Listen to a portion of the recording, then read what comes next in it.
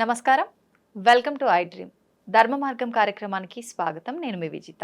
ప్రస్తుతం మనతో పాటు ఉన్నారు దివ్య విశ్వశక్తి పరివార్ ప్రచార వ్యవస్థాపకులు స్వామి ఓం స్వరూప్ గురూజీ గారు. ఇప్పుడు వారితో మాట్లాడదాం. నమస్కారం గురూజీ. శుభం తల్లి. గురుగారు, కృష్ణాష్టమి రాబోతోంది, జన్మాష్టమి అని కూడా పిలుచుకుంటాము. కన్నయ్యని మనం రకరకాలుగా పిలుచుకుంటాం, కృష్ణుణ్ణి, ఆయన లీలల గురించి కూడా చాలా రకాలుగా చెప్పుకుంటాము. నిజంగా కృష్ణాష్టమి అసలు ఏ రకంగా జరుపుకోవాలి, ఆ రోజు యొక్క ప్రత్యేకత ఏంటి, కృష్ణుడి జననం గురించి అవన్నీ కూడా తెలియజేయండి. చాలా సంతోషం. సాక్షాత్ విష్ణు స్వరూపులైనటువంటి కృష్ణస్వామి యొక్క జననం గురించి మనం తెలుసుకోవాల్సింది, తెలియపరచాల్సింది, మనం విశేషమైనటువంటి ఆ యొక్క సందేశాత్మకమైనటువంటి విషయం. శ్రీకృష్ణుల యొక్క జననము ఇప్పటి వరకు ఆయన జీవిత కాలం కూడా 126 సంవత్సరాల 7 నెలల 8.5 రోజులుగా మనం ఆధారాలు గుర్తించాము. ఇది మహాభారతంలో కూడా ఉంటుంది. నెలలు, వారాలు, రోజులు దాన్ని వాళ్ళు డెప్త్గా క్యాల్కులేషన్స్ చేస్తే కానీ ఆస్ట్రాలజికల్గా రాదు. మామూలుగా కృష్ణ పత్రికలో ఉంటుంది. కృష్ణ స్వామి యొక్క చరిత్ర మనకి మహాభారతంలో ఉంది కాబట్టి ఇది ఇప్పుడు ఈ కలియుగంలో 5125 సంవత్సరాలుగా కంప్లీటెడ్. 26వ సంవత్సరం కూడా కొంతమంది కలిపేసుకుంటున్నారు. అది కృష్ణుడి కనుక కలిపితే మరి 5228గా కూడా మనం దాన్ని స్వీకరించుకోవచ్చు. అంటే ఎంతో గొప్ప విశేషమైనటువంటి మన హిందూ సనాతన ధర్మంలో ఆ యొక్క భగవత్ ఆవిర్భావము, శక్తి యొక్క స్వరూపం, మానవ రూపంలో వారు రావడము, వారు ఎన్నో విధాలైనటువంటి జీవనానికి సంబంధించినటువంటి మరి మనకి ప్రజలకి, మానవులకి బోధన చేసి ఆయన యొక్క జీవితము మనకు ఎంతో ఆదర్శప్రాయము. అందుకని ఆ కృష్ణస్వామి యొక్క గొప్ప ఇంకా ఎవరితో పోల్చడానికి కూడా లా. ఇప్పుడు ఈ కాలంలో, ఈ కలియుగంలో ఇంకొక మాట కూడా అనొచ్చు, పొలిటికల్ కృష్ణ అని కూడా అనొచ్చు. అంటే పాలిటిక్స్కి ఆయనకి సంబంధం లేదు, కానీ 5125 సంవత్సరాల క్రితమే ఆయన జననం గురించి, ఆయన బ్రతికిన దానికి కూడా కలిపి ఇందాక లెక్కేసుకున్నాం. ఆ టైంలో ఈ కలియుగానికి రాబోయే ప్రవేశానికి ముందరే వారు ఎవరితో ఎలా ప్రవర్తించాలి, ఏ విధమైనటువంటి నిర్ణయాలు తీసుకోవాలి, ప్రజలకి హితువుగా మరి వారు ప్రవర్తించి ఆ కాలంలో వారి యొక్క విశేషమైనటువంటి ప్రజ్ఞ పాఠవాల్ని మన కళ్ళకి కట్టినట్టుగా వారు మరి కృప చేశారు. అది గొప్ప విశేషం. కృష్ణాష్టమి 8వ రోజు, అష్టమి అంటే 8. కృష్ణస్వామి వారు కూడా అష్టమ గర్భుడు, అలా కూడా లెక్కేసుకుంటారు. ఇంకా రకరకాలుగా ఆయనకి చాలా ఇష్టమైన ప్రసాదం వెన్న. ఇంకా ఇవన్నా పెట్టొచ్చు, దేవుడికి ఇష్టం కాని దేవుడి అన్నీ ఆయనవే, ఆయన సృష్టించినవే కదా. ఒకటి మానవులు సృష్టి అనేది ఏదీ లేదు. ఇప్పుడు మనం పూజా వస్తువులు వాడుకునే దాంట్లో, ప్రతి దాంట్లో పువ్వులు ఆయన సృష్టించిందే, కొబ్బరికాయలు ఆయనవే. ఇంకోటి ఇక్కడ విచిత్రమైన విషయం, అక్షంతలు వాడతాం. అక్షంతల్లో మరి ఒక గొప్పతనం ఉన్నది. మనం ఇప్పుడు పండించి నాగలితో దున్ని పొలంలో వాడేవి ఇప్పుడు అవైలబుల్గా ఉన్నాయి. ఒకప్పుడు వాటికంటే ముందు అడ్వాన్స్డ్ టెక్నాలజీ ఉండేది. వెదురు బియ్యం అని ఉండేవి. వెదురు చెట్లు 20, 30, 40, 50, 60 కూడా ఉన్నాయి. 40 నుంచి 50 ఏళ్ళకు ఒకసారి దాని పంట. అది ఇప్పుడు వేరుశెనక్కాయలు ఇలాంటివి కాయలు మనం చూస్తాం మార్కెట్లో, 2 ఏసి 3 ఏసి 4 పల్లీలు అంటాం వేరుశెనక్కాయల్ని.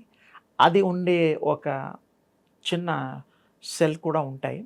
అలాగే ఒక 3-4 కలిపిన ఒక ఇంత సైజు, దాంట్లో బియ్యం ఉంటాయి, దాన్నే వెదురు బియ్యము అంటారు. అది 1/2 ఇంచ్ వరకు బిర్యానీ రైస్ అంత పొడవు ఉండడానికి భగవంతుడు నిర్ణయం అది. అది మరి అడవుల్లో ఎక్కువగా ఉంటాయి. ట్రైబల్ సిస్టంలో వాళ్ళు అవి కోసి దాచిపెట్టుకుంటారు. పండగలకి పబ్బాలకి మరి అల్లుడింటికి వస్తే ఏదైనా విశేషమైన రోజుల్లో అవి వండుతారు. ఎందుకంటే రేర్ ఐటమ్స్ అవి, రోజు పండేవి కావు. కానీ వాళ్ళకి రోజు ఫుడ్ తినడానికి వీలైనంత అడవిలో, అప్పుడు అడవులు ఎక్కువ కదా, అవన్నీ పండేవి తీసుకొచ్చి దాచుకునేవాళ్ళు. అది 100 years వరకు ఆ బియ్యం పాడవు. దానికి ఇంకో గొప్పతనం, అది ఇంకొంచెం స్వీటిష్గా కూడా ఉంటుంది. ఎందుకు ఇంత డీటెయిల్డ్గా చెప్పగలుగుతున్నాను అంటే, నేను వాటిని తిన్నాను, ఆ బియ్యాన్ని తిన్నాను, ఆ ట్రైబల్స్లో తిరిగాను. మరి అప్పట్లో భద్రాచలంలో అందుబాటులో ఉండేది, నైమిషారణ్యంలో అందుబాటులో ఉండేది, కాళహస్తి శ్రీశైలం అడవుల్లో కూడా అందుబాటులో ఉండేది. ఇప్పుడు కూడా ఉంటాయి. ఇంటీరియర్గా ఉంటే ఈ కొయ్యి వాళ్ళు ట్రైబల్స్ వాళ్ళు గుర్తుపడతారు. మనం సిటీలో ఊహించలేం. అవి ఇప్పటికీ కూడా మరి మార్కెట్లో దొరుకుతున్నాయి. కానీ వెదురు బియ్యం అనే దాన్ని బ్యాంబూ రైస్ అంటున్నారు. అది ఒరిజినల్ కాదు. ఎందుకంటే అవి వచ్చే పంటే 40-50 ఏళ్ళకు ఒకసారి, తప్పితే 100 yearsకి. అది చనిపోయే ముందర ఈ యొక్క గొప్ప కార్యక్రమం జరుగుతుంది.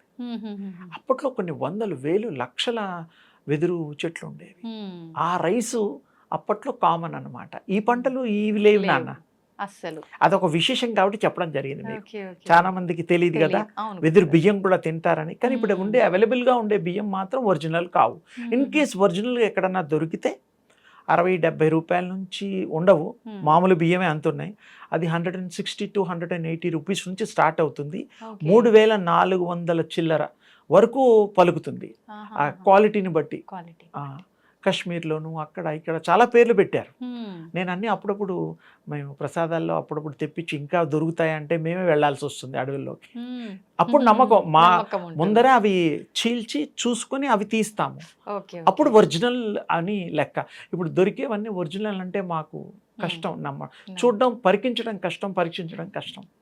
అందుకని ఆ ప్రసాదాలు అవి కూడా అప్పట్లో ఈ రైతు ఈ బాధలు, ఇది బాధలు, వాళ్ళకి డబ్బులు లేక, డబ్బులుండి సరిపోయి ఇప్పుడు అన్నీ ఏంటంటే మందుల పంటలు అయ్యాయి. అప్పుడు స్వచ్ఛమైన భగవంతుడికి ఇష్టమైనటువంటి ఆహారము మనకివ్వడం కోసం ఆయన దాన్ని సృష్టించాడు, వెదురు బియ్యాల్ని. అలాగే పళ్ళు చాలా ఉన్నాయి ఆయన సృష్టి.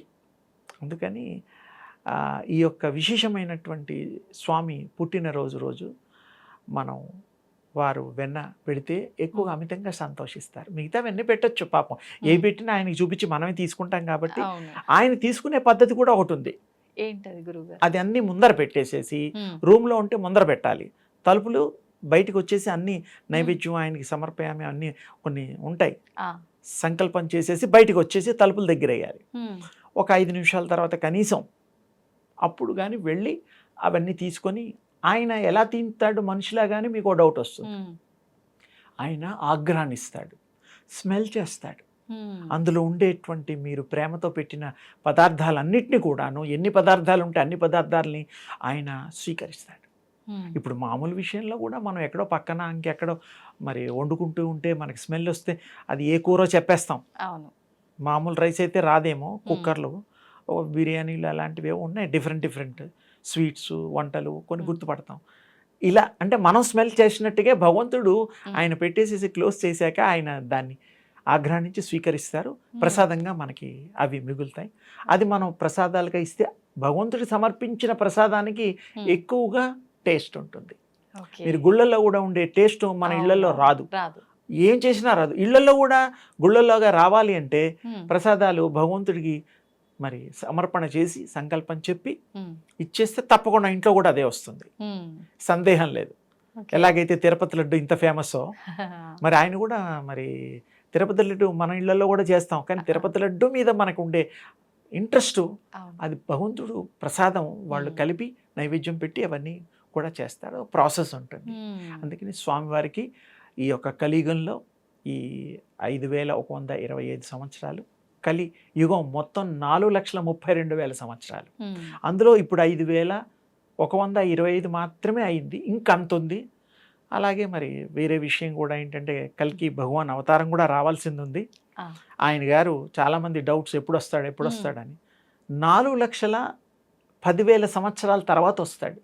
అంతవరకు కల్కి భగవాన్ రాడు. మనం కొన్ని కోట్ల సార్లు రకరకాల జన్మలు ఎత్తేసి లక్షల జన్మలు ఎత్తేసేసి మళ్ళీ మనకి అదృష్టం ఏంటంటే గుర్తుండదు.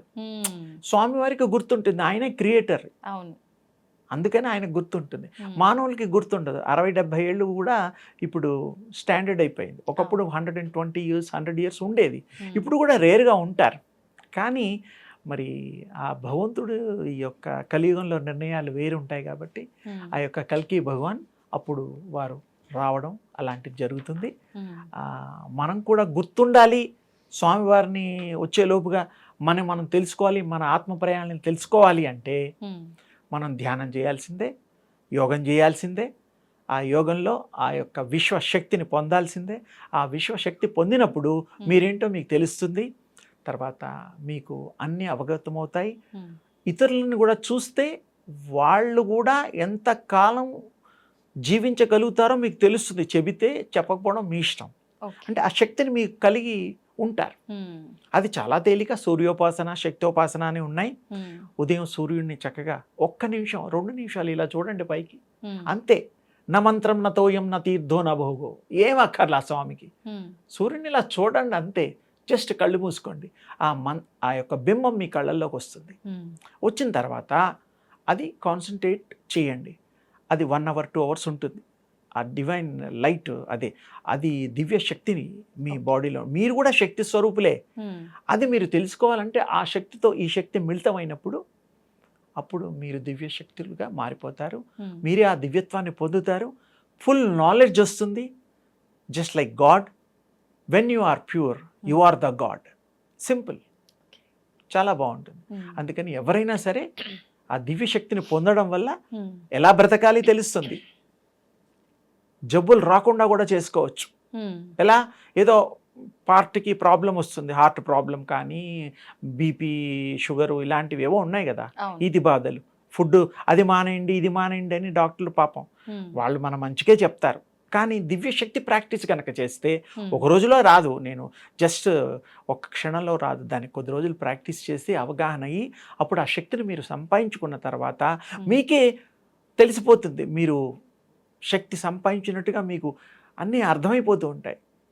అలాగే ఇంటర్వ్యూస్కి వెళ్ళారనుకోండి, మీరు సెలెక్ట్ అయిపోతారు. ఎలా అంటే ఆ యొక్క తేజస్సు మీ మొహంలో కనబడుతుంది. ఆ దివ్యశక్తి సంపాదించిన తర్వాత ఇవన్నీను. లేకపోతే మామూలుగానే ఉంటాం, మానవులుగానే ఉంటాం. ఇది బాధలు కష్టాలు అందరిలాగా, మరి ఇబ్బందులు సుఖాలు ఇవన్నీ మామూలే. అలాగే ఆ శక్తి ఉన్నప్పుడు మనుషులు వింటారు, కమాండ్ చేయొచ్చు, చదువుకోవచ్చు, ఇతరుల్ని ఒప్పించవచ్చు, మంచి చేయొచ్చు. మంచి చేయడానికి ఉపయోగించాలి, చెడు చేయడానికి కాదు. అదే దివ్య శక్తి. షేప్లెస్ గాడ్ గురించి మాట్లాడాము. ఇప్పుడు ఈ భగవంతుళ్ళు కూడా మానవ రూపంలో వస్తేనే వారి యొక్క ఈ దశావతారాలు కూడాను, ఇప్పుడు 9 అవతారాలు కూడాను మన మానవ రూపంలో వచ్చిన అవతారాలే దేవుడివి. రాముడు, కృష్ణుడు ఇత్యాదివన్నీ కూడాను మరి మానవ అవతారంలోనే ఎత్తారు. అంటే మానవుల యొక్క మరి ఈ శరీర సంపద ఎంత గొప్పదో అనేటువంటిది కూడా మనం ఒప్పుకోవాలి. మానవులు మామూలుగా అంత తక్కువ కాదు. దేవుళ్ళు కూడా మన రూపాలు, ఆయన కంటిన్యూషనే మనం. అందుకని చాలా విశేషమైనటువంటిది మానవ జన్మ. ఈ మానవుల జన్మ ప్లాన్ ప్రకారం కనుక చేసుకుంటే అద్వితీయంగా, అమోఘంగా, అనంతంగా చాలా విశేషమైనటువంటి జన్మ అవుతుంది. మనం ఏంటంటే కష్టపడాల్సిన అవసరం లేదు. కష్టం అని తెలుసుగా, దాన్ని పడకుండా ఏం చేయాలో ఆ ప్లాన్ చేయండి. అది మన చేతుల్లో ఉంది. కర్మ అనేటువంటిది, కర్మ అంటే చేయుట. అదేది ఆ కర్మ అనే పదం ఎలా వచ్చిందంటే పూర్వజన్మలో ఏదైతే శేషం మిగిలిపోయినటువంటి కార్యక్రమాలు ఉంటాయో అవి కంప్లీట్ చేయడానికి ఈ జన్మెత్తాం. ఆ జన్మలోనే కనుక మీరు ఏ పాప కర్మలు చేయకుండా అన్ని మంచి కర్మలు చేస్తూ, మంచి భగవంతుడి యొక్క ఆరాధన చేస్తూ, అందరికీ సహాయ సంపత్తులు చేస్తూ, దైవ కార్యక్రమాలు చేస్తే ఆ దేవుళ్ళో ఐక్యమైపోతారు. మళ్ళీ జన్మ ఉండేదే కాదు. ఈ జన్మ ఉంది అంటే మీరు బ్యాలెన్స్ కంప్లీట్ చేయడం కోసం ఈ జన్మ ఎత్తారు. ఈ జన్మలో కనీసం మంచి ప్లాన్ చేసుకొని మంచి ఇది చేసుకున్నారనుకోండి, మళ్ళీ జన్మ ఉండదు. పొరపాటున మీరు ఇష్టంతో జన్మ ఎత్తాలే అనుకోండి, ఎత్తినప్పుడు ఏమవుతుందంటే మీకు గుర్తుంటుంది, పూర్వజన్మ స్మృతి ఉంటుంది. తల్లి గర్భంలోంచి పిల్లలు ప్రసవ అయిన తర్వాత ఆ ట్యూబ్ కట్ చేస్తాం, తల్లి ప్రేగు. ఆ తర్వాత ఆ స్ఫురణ అంతా పోతుంది. అప్పటి వరకు వాడి పూర్వజన్మ అంతా గుర్తుంటుంది. అది విశేషం. ఇప్పుడు వచ్చిన తర్వాత ఈ మాయాలోకంలో ఏముంటుంది, ఇంకంతా మామూలే. అందుకనే ధ్యానం అనేటువంటి యూనివర్సల్ కీ ఇచ్చారు.